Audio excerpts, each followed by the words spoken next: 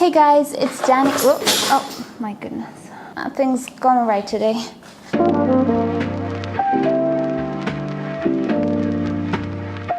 Hey guys, it's Danny. Today, I'm gonna show you a little bit of a fail. Well, it's kind of a big fail as you can see. A Dendrobium that I tried to grow mounted in a glass cloche, and well, it doesn't look that great, does it? I'm gonna repot it super fast right now. But first I'm gonna tell you what happened to it because I actually filmed. This was a project that I was actually filming behind the camera long term. Anyway, I wanted to give you a video with an update directly in it, and this is the update, but it's an update nonetheless. So what I tried to do is grow a Dendrobium mounted, which many of you might know, it's not feasible here in my climate. It's just very warm, way too warm for my capabilities to maintain these orchids hydrated. Did I mention it doesn't rain here? So putting it outside, it's not gonna solve much. It's going to pretty much toast anything I put outside. But I thought that with the use of cloches, I could be on top of watering. I was wrong. But I also do consider that this setup is not half bad for the right person, for the right environment. So I do believe it's still worth the idea, absolutely. Maybe not for me, definitely not for me, but maybe for some of you. So I'm gonna show you how I did this, and then we're gonna come back with my final thoughts. Oh, don't forget to give this video a like if you end up learning something from it, and hey, why not subscribe? I post 3 times a week. Alright, so first thing I did was to unmount the orchid from its original mount. You can see it is full of algae, it needs cleaning. I removed all of the existing media. In this case, it was sphagnum moss, so it was pretty easy to remove with the long-nosed tweezers. I rinsed the orchid at the sink, and I also sprayed the root system with hydrogen peroxide 3%. This will take care of any remaining algae and algae spores. I do want to limit as much as possible algae from forming on the new mount. And what I will use is another clay mount, which I had from a different orchid. This one has already been cleaned and disinfected, so it's ready to be used. And la pièce de résistance, the glass cloche. So I have tried numerous ways of attaching a hook to the cloche, and nothing actually works as good as magnets. So what I'm currently using are magnetic hooks and round magnets. You can find these at hardware stores, but in case your hardware store does not carry them, you can actually find them online on Amazon. I will link you my affiliate Amazon store down below, and I will link you to these particular products. So it is very easy and self-explanatory. I just place the round magnet on the outside of the cloche and the hook inside. These magnets are very strong, so even though the mount is pretty heavy, it's not heavy enough to fall. Now it is time to attach the orchid to the mount. There are multiple ways of going about it. People absolutely love using sphagnum moss with mounts just because it retains a little bit more water, which is great.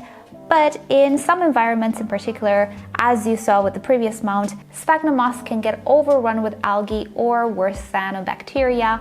It ends up looking like the previous mount. It smells bad, and in extreme situations, I even had root damage and stem damage. So, since we're going to be using a high moisture chamber, we also have a clay mount which retains water inside of it, and my environment is very prone to algae. I will not use any sphagnum moss. Instead, I will attach the orchid directly to the mount. However, just so you know, sphagnum moss can be absolutely fine, and in some environments it might not be so problematic when it comes to algae. And if you really want to try it out, absolutely try it out. Maybe you can remove it afterwards. I will be using fishing line to attach the orchid to the mount because it's invisible and the orchid is really not so heavy. It will not damage the root system. How I will go about it is I will cut a length of fishing line and I will feed it through these holes in the mount. Clay mounts usually have these pre-drilled holes. If you're using wood or cork, you might not have them. You don't really need them, but they do help out keeping things tidy. So I'm gonna make a knot on the back. It's going to be a double knot. Then I will place the orchid on the mount, run the fishing line a few times over the root system. I will bring it in the back again. By the way, make sure the orchid does not get squished, so I'm resting the mount on something a little higher up. And again, I'm making a double knot here in the back. And there we have it. The orchid is mounted. Now in time, the root system will actually grow on the mount and it will stabilize the orchid more, at which point I can just cut away this fishing line and just let the root system anchor the orchid. Now at this point, I can actually leave my orchid as it is, but I will go one step further in trying to prevent algae, and I will cover the root system with some cocoa fiber. So this is some coconut fiber that I got from one of those totem poles used for climbing plants. And what I will do is just place it right here on top of the roots where most of the moisture will be. We're gonna tidy it up at the end. So again, I'm gonna use a little bit of fishing line and tie this loosely in the back. So at this point, my mount looks a little bit untidy, so I'll just tidy it up a little bit. And there we have it. Looks a little bit better. Now, of course, this will not completely protect me from algae. They will form, but in this area is where the high moisture will be, and the cocoa fiber will just shade the area, limiting algae formation. Now, this will not hold on to much water. It is not a replacement for sphagnum moss. Whatever it will hold on to will just be a few droplets of water being trapped in between the fibers. So it will help out a little bit the root system, but not a whole lot. So at this point, I think it is time to make a test and see how my orchid fits in the glass cloche. And as we can see, the mount is a little bit too low. It doesn't really let much growth towards the bottom here. So what I will do is customize a little bit this hanger. I can definitely cut this piece and actually use this portion to hang my plant. I think this will make the mount sit a lot higher. For now, let's just make a test, and I will cut it with a wire cutter afterwards. And yes, as we can see, this is a much better fit. A good way of watering this orchid and any mounts in general is by soaking, especially when you are in a home environment and you cannot really hose down your plants, or you just don't want to take all of them at the sink and just put them under the faucet. So I have a little tray here in which I will sit my mount. The clay will absorb water, the roots will get soaked. I'm gonna leave it here for 10-15 minutes or so, and then we're gonna take it out, let it drain, and put it in the cloche. Right, so from that video, I'm not entirely sure if I actually filmed, but I did actually add sphagnum moss right here. I think you can see under the cocoa husk or cocoa fiber, I added sphagnum moss for more humidity. Yeah, it didn't help much actually. And even though this orchid tried to bloom, do you see tiny little flowers and buds?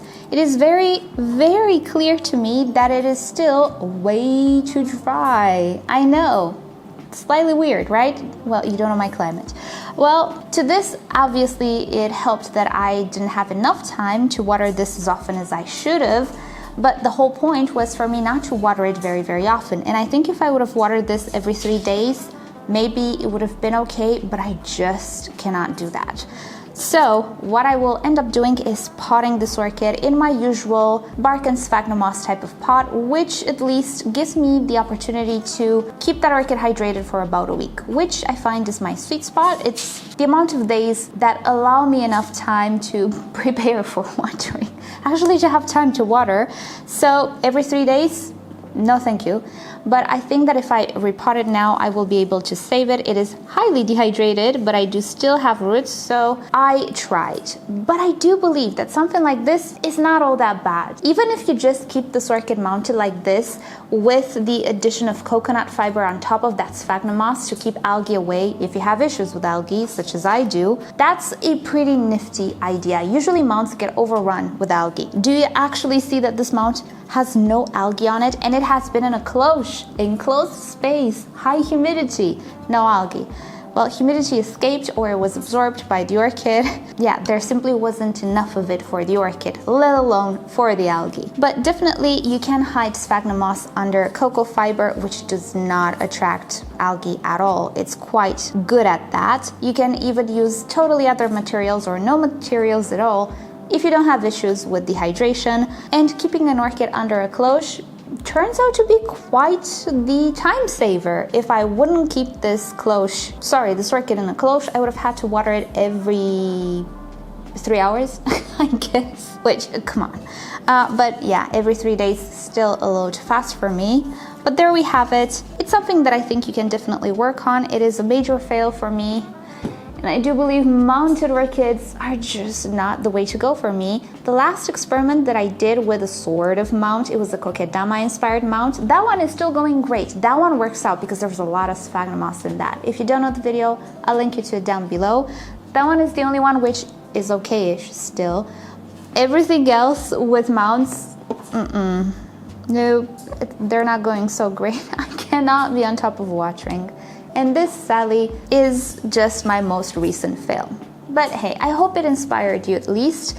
And with that said, let me know if you guys are trying the cloche thing ever since you saw my videos. Did it inspire you? Does it work out for you? Let me know in the comments down below, because if it doesn't work out for me, I actually take joy in hearing it works out for you. So do let me know. Now that said, it is time to end the video. Thank you so much for watching, and I hope you have a great day. Subscribe to my channel for more orchid videos, tutorials, experiments, updates, and other fun orchid subjects. If you wish to support the channel, do consider becoming a member or visit the merch store linked down below in the description. You can also follow me on Instagram and Facebook. It's always nice to stay in touch there as well. And with that said, I'll see you next time. Bye!